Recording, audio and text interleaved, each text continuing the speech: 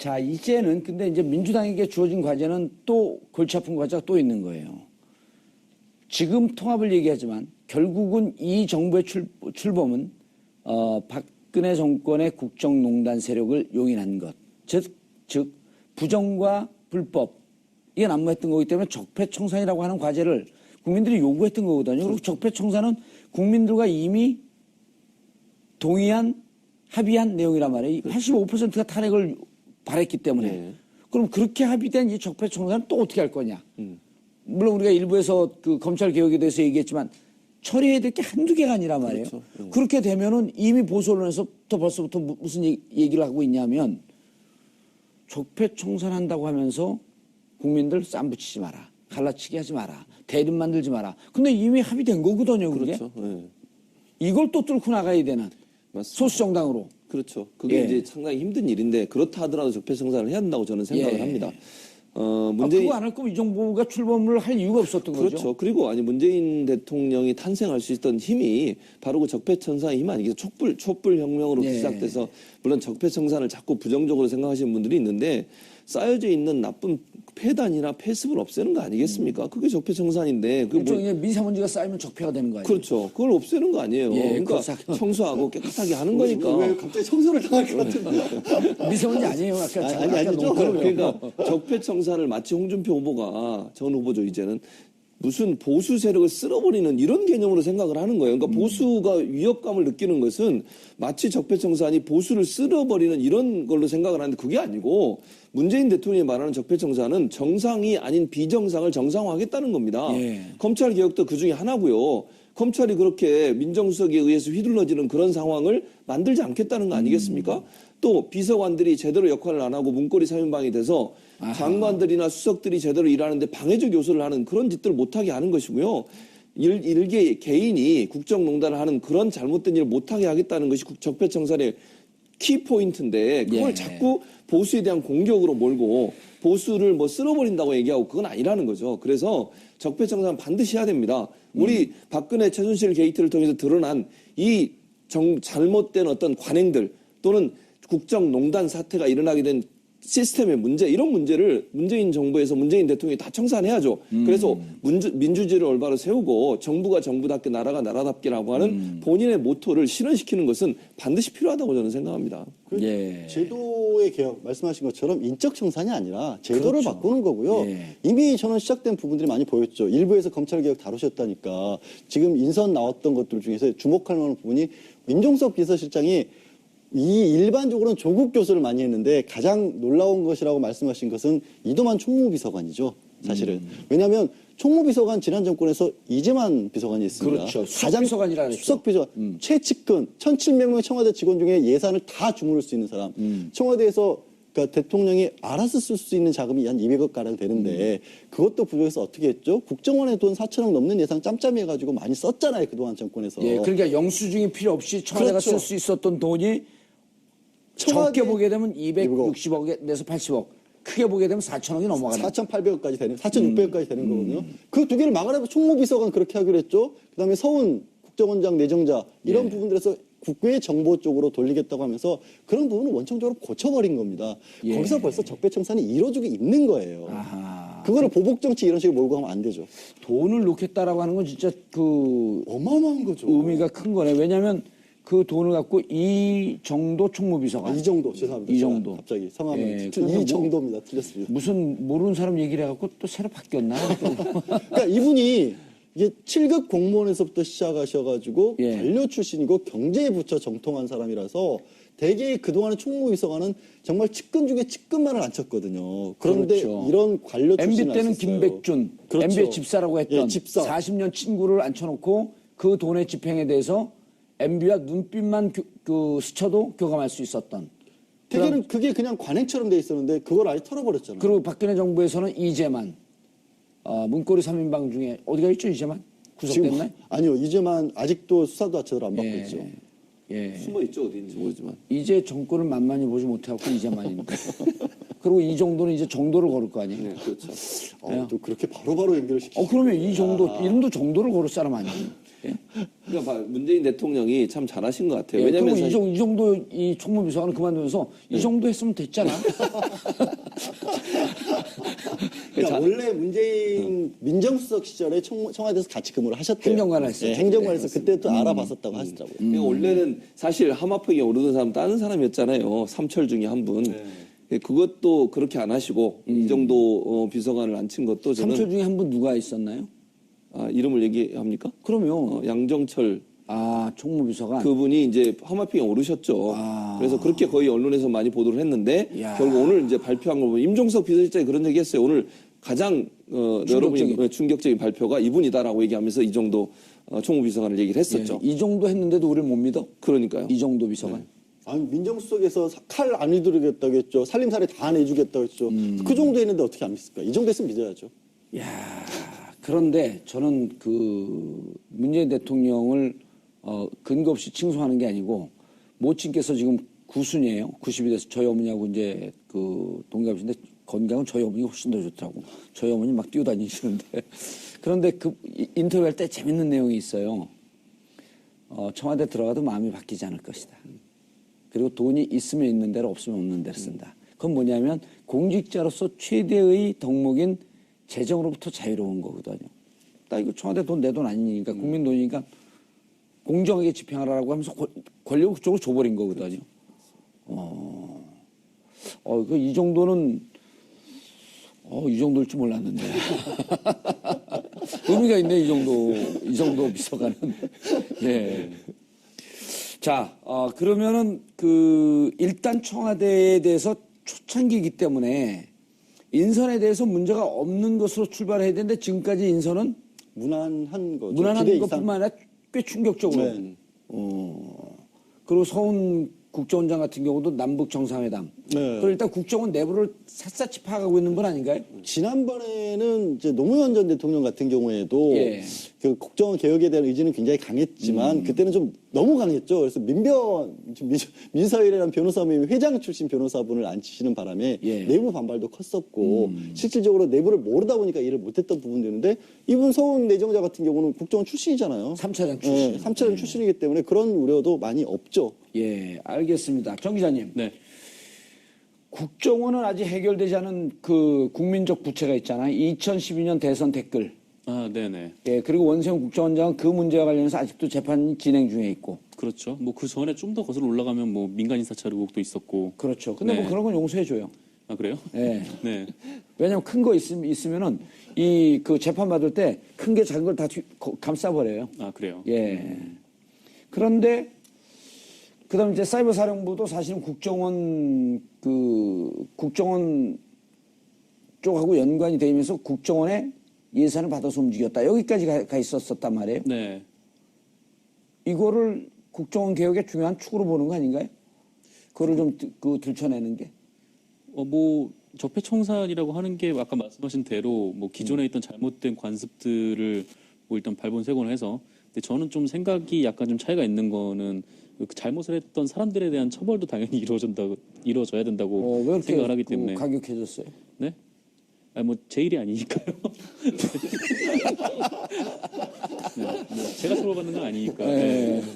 아니 국가를 위해서 좀 처벌해야 됩니다 이렇게 얘기하면 안 돼요? 예, 뭐 크게 봐서는 그렇죠. 근데 요즘 그 용어는 좀 안 쓰려는데 감옥 가야 될 것 같은데. 저요? 네, 정권이 바뀌었기 때문에. 감옥 갈 일 없어요 이제? 앞으로도 없을 것 같습니다. 예. 아니 근데 그 국정원 문제는 정말 심각한 문제고 그것이 지난 사회 그러니까 이명박 정권 말 네. 박근혜 정권 전체의 정통성을 훼손시켜버렸던 중요한 사건 아니에요.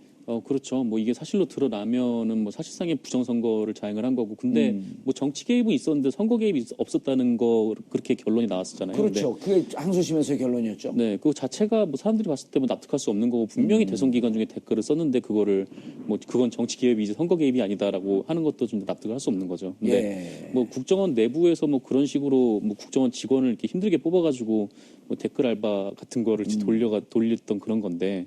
알파팀까지 운영을 했고. 네. 그래서 뭐 요새 댓글 쓰는 거를 뭐 나란 일이라고 하던데, 뭐 하여튼 뭐 그렇게 보면은 뭐 그 국정원 출신의 그런 새로 국정원장이 좀 그런 그 내부 조직을 이제 추스르고 좀 정확히 어떤 국정원의 직원들을 그 자리에 합리적으로 쓸 수 있다면 뭐 그것부터가 뭐 적폐청산의 시작이 아닐까. 네. 아니, 저 국정원 저 문제는 지금 원세훈 그 원장이 재판 중이기 때문에 저거는 꼭 짚고 넘어가야 되는 거 아닌가요?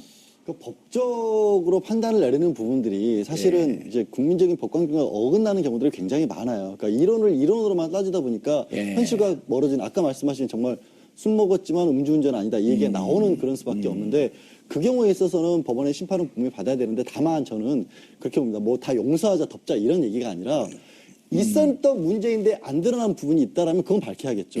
그리고 지금 그리고 재발 안 하도록 시스템을 시스템도 바꿔야 되고 하지만 그거에 너무 초점이 맞춰져서는 안 된다. 미래를 바라보는 쪽으로 가야 된다는 의미에서 제가 이제 관행청산을 더 강조를 뒀던 거고요. 국정원의 개혁분은 이런 걸 또 우려하는 분들도 계세요. 아니 그럼 뭐 대북 정보 아니라 해외 정보 이런 쪽만 그 다 뭐 맞춰놓으면 국내의 어떤 테러 문제나 이런 거 어떻게 막냐. 근데 우리 이제 법 얘기 기왕 제가 변호사니까 관할이라는 게 있거든요. 전문 용어로 나와바리라고 하죠. 그렇죠. 그게 해외에서 그러니까 딱 이해가 되네. 예. 해외에서 발생한 문제라도 국내와 연결된 문제라면 국내에서 있는 것들 다 국정원이 여전히 국정원이 보는 거거든요. 그렇죠. 그 부분은 그렇게 우려할 필요도 없기 때문에 좀 뭐랄까 국정원 다 그래요. 검찰 얘기도 마찬가지고 제가 국정원 얘기도 본연의 기능을 찾는 데 쪽으로만 초점을 제발 맞춰주면 나머지 부분은 자연히 알아서 될 것이다. 국정원 직원도 얼마나 힘들겠어요. 말씀하신 것처럼 나란 일 하려고 들어왔다가 이거 돌아보고 있으면 얼마나 싫었겠습니까. 내부의 개혁 세력들을 추스려 주는 부분들이 저는 더 큰 문제라고 봅니다. 더 큰 일이라고. 최 교수님, 예. 우리가 이제 인사하다 국정원 얘기까지 왔는데, 어쨌든 국정원도 그 개혁의 대상이 돼야 되고, 그리고 이제 개혁의 대상이라고 하는 게 정말 국민들이 이런 거 아니에요? 우리는 잘 모르는데, 우리 국가 안보, 외교 문제, 이런 거에서 중요한 정보를 할 시간에 민간 사찰을 하고, 그 다음 국내 정치에 개입하고, 그렇게 되면 국정원 역량이 낭비되는 거 아니에요? 그렇죠. 그럼 국가의 국익은 그만큼 훼손당하고 그런 거 하지 말자는 거 아니에요? 그렇죠. 그걸 하지 말자는 것이고 문재인 대통령이 그걸 공약으로도 내세웠어요. 국정원 개혁의 가장 중요한 파트는 국내 정보 수집을 국정원에서 못하게 하겠다는 거예요. 경찰에 넘기면 되잖아요. 필요하다고 하면. 검찰이 하고요. 그럼요. 그렇게 하면 되는데 국정원이 나서서 굳이 할 필요는 없는 거죠. 국정원이라는 국가 안보에 관련된 걸 일을 하는 거예요. 무슨 여기 예를 들면 정봉주 전 의원님 국가 안보에 위협적인 인물이 아니시잖아요. 위협적이긴 해요. 가끔씩. 근데 사찰하고 이러면 안 되는 거 아니에요? 예를 들면 몰래 전화 통화 듣고 감청하고 이런 식으로 하고 카카오톡 그거 다 털어가지고 보고 이런 식으로 하는 거는 그 있을 수 없는 일 아닙니까?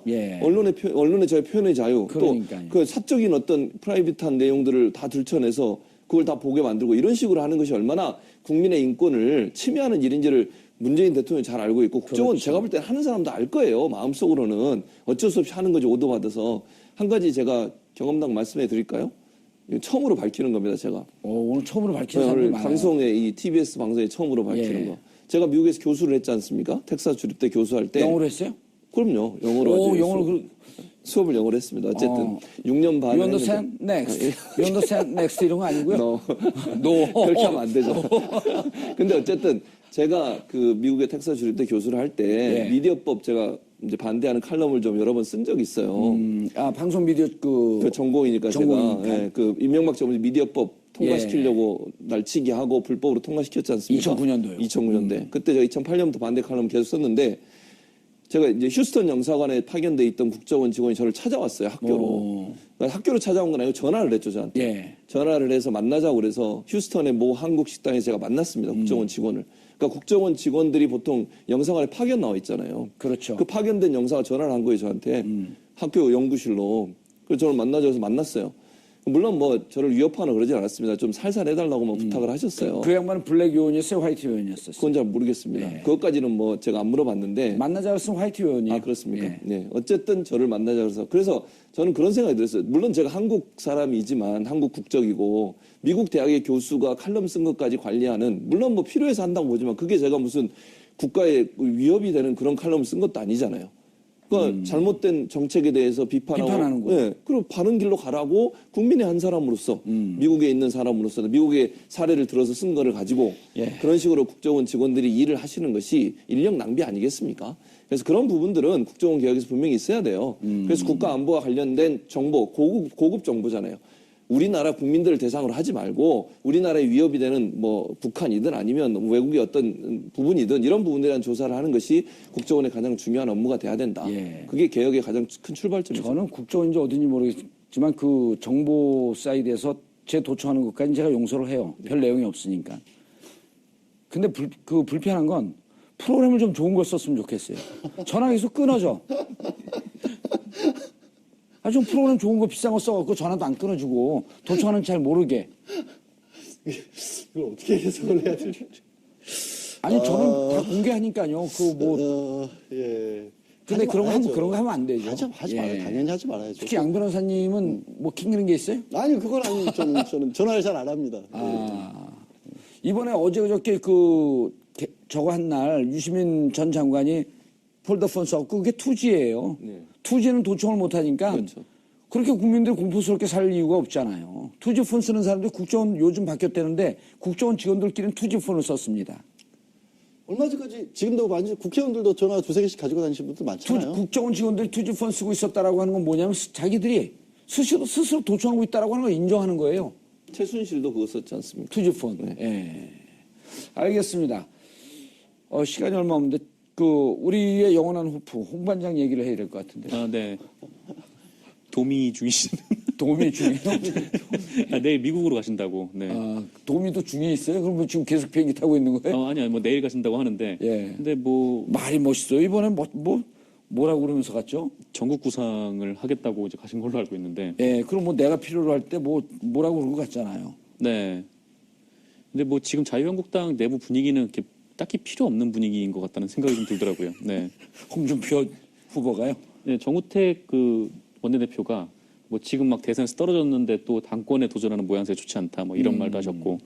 근데 굳이 이렇게 필요가 없어 보이는데.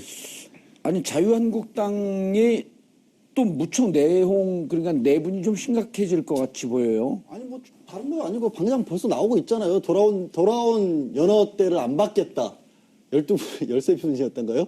복당. 안 받겠다고 선언했어요? 선언한 건 아니고. 선별적으로 받는 것도 아니고. 예, 그가 좀 고민을 많이 해야 될 거 아니냐.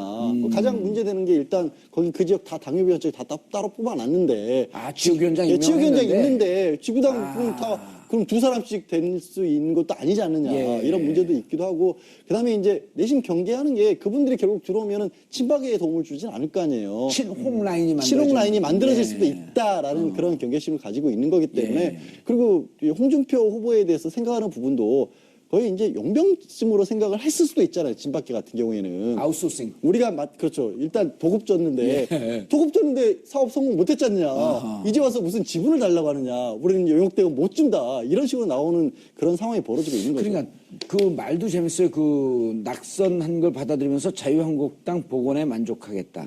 이건 강조한 거거든요. 자기의 업적을. 근데 당에서는 그걸 인정하지 않는 분위기 아니에요. 그러니까 당권 경쟁에서 사실은 홍준표 후보는 거기에 대한 관심이 있는 거고요. 예. 정우택 원내대표는 본인도 관심이 있는 거예요. 그럼 결국은 둘이 충돌할 수밖에 없는 거. 그래서 오늘 두 사람 얘기한 걸 딱 비교해 보면 뭐라 그랬나요?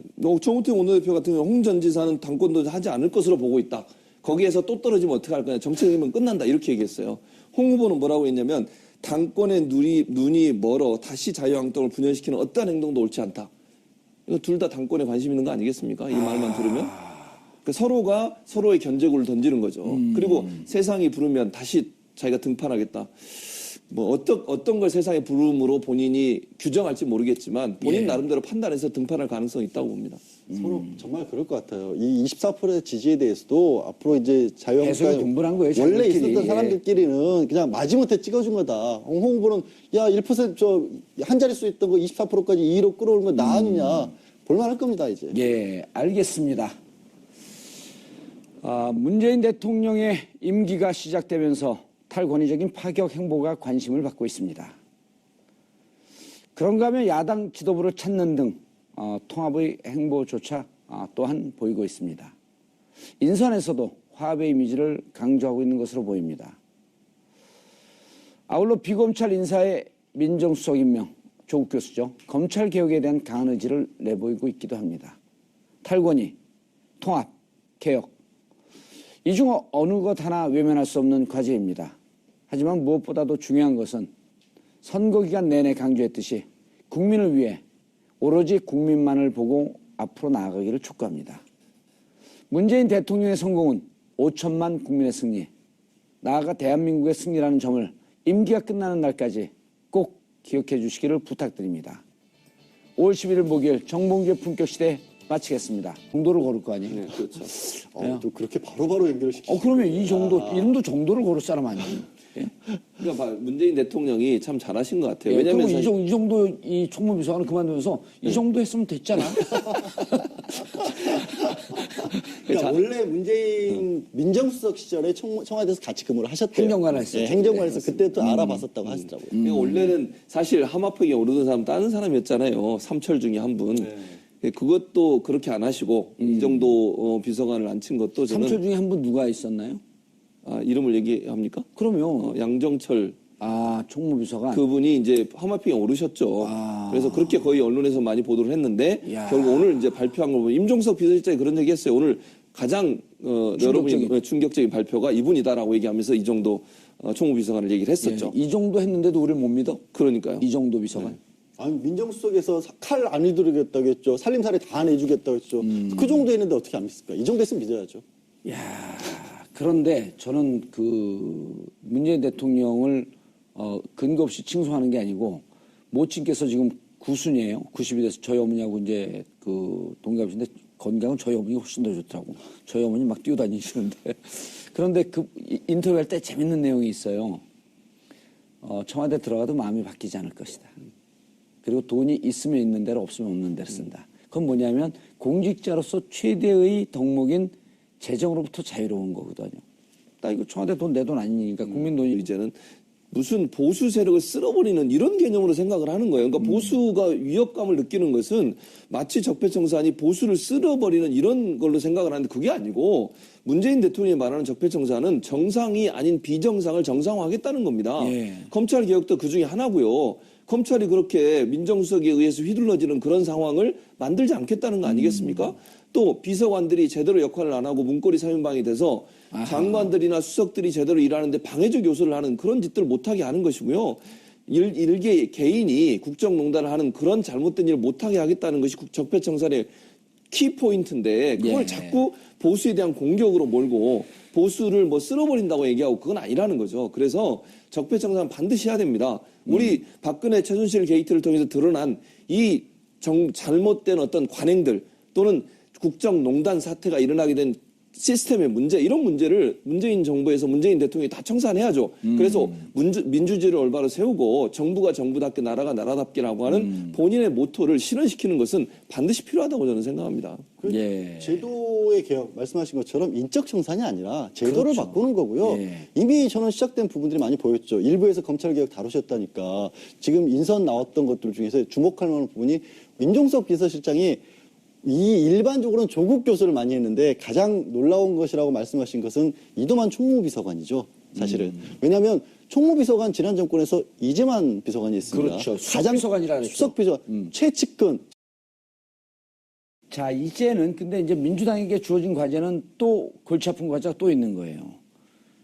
지금 통합을 얘기하지만 결국은 이 정부의 출범은 박근혜 정권의 국정농단 세력을 용인한 것. 즉 부정과 불법 이게 난무했던 거기 때문에 적폐청산이라고 하는 과제를 국민들이 요구했던 거거든요. 그리고 적폐청산은 국민들과 이미 동의한 합의한 내용이란 말이에요. 85%가 탄핵을 바랬기 때문에 그럼 그렇게 합의된 이 적폐청산은 또 어떻게 할 거냐.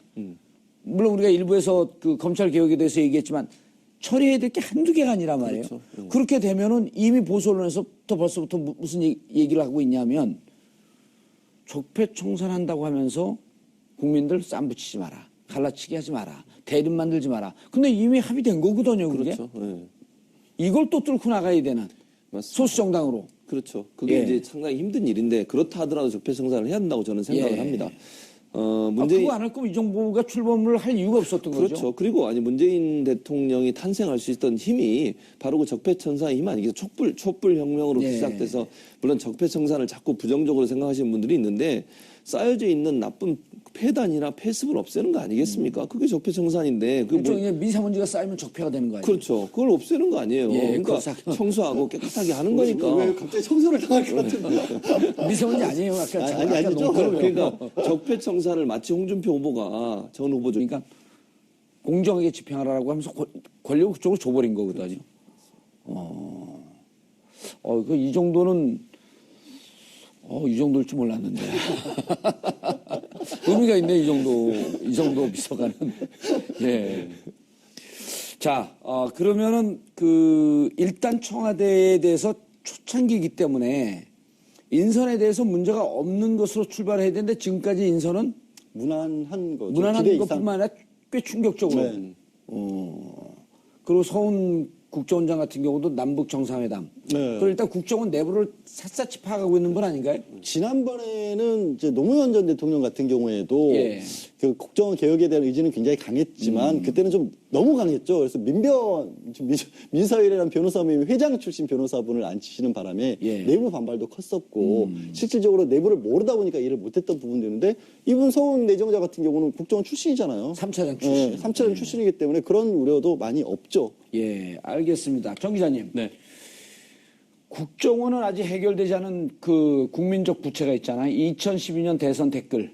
아, 네네. 예, 그리고 원세훈 국정원장은 그 문제와 관련해서 아직도 재판이 진행 중에 있고. 그렇죠. 뭐 그 전에 좀 더 거슬러 올라가면 뭐 민간 인사찰 의혹도 있었고. 그렇죠. 근데 네. 뭐 그런 건 용서해줘요. 아, 그래요? 예. 네. 왜냐면 큰 거 있으면은 그 재판 받을 때 큰 게 작은 걸 다 감싸버려요. 아, 그래요? 예. 그런데 그다음 이제 사이버 사령부도 사실은 1,700명 청와대 직원 중에 예산을 다 주무를 수 있는 사람.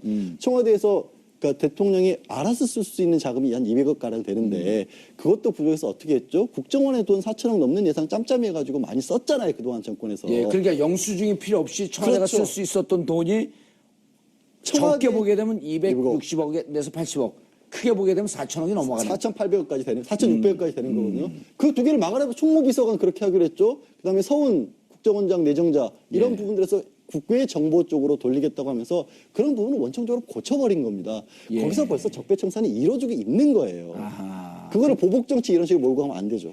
돈을 놓겠다라고 하는 건 진짜 어마어마한 거죠. 의미가 큰 거네. 왜냐하면 그 돈을 갖고 이 정도 총무비서관. 이 정도 죄송합니다. 이 제가 정도. 갑자기 성함을 예, 이 정도입니다. 틀렸습니다. 무슨 모르는 사람 얘기를 해갖고 또 새로 바뀌었나? 또. 그러니까 이분이 이게 7급 공무원에서부터 시작하셔가지고 예. 관료 출신이고 경제부처 정통한 사람이라서 대개 그동안의 총무비서관은 정말 측근 중에 측근만을 안 쳤거든요. 그런데 그렇죠. 이런 관료 MB 출신을 때는 안 썼어요. 김백준, 그렇죠. MB의 집사라고 했던 예, 집사. 40년 친구를 앉혀놓고 그 돈의 집행에 대해서 MB와 눈빛만 스쳐도 교감할 수 있었던. 대개는 그게 그냥 관행처럼 돼 있었는데 그걸 아예 털어버렸잖아요. 그리고 박근혜 정부에서는 이재만, 문고리 3인방 중에 어디가 있죠, 이재만? 구속됐나요? 아니요. 이제만 아직도 수사도 제대로 안 받고 있죠. 예. 숨어 있죠 어디인지 모르지만. 이제 정권을 만만히 보지 못해갖고 이재만인데. 그리고 이 정도는 이제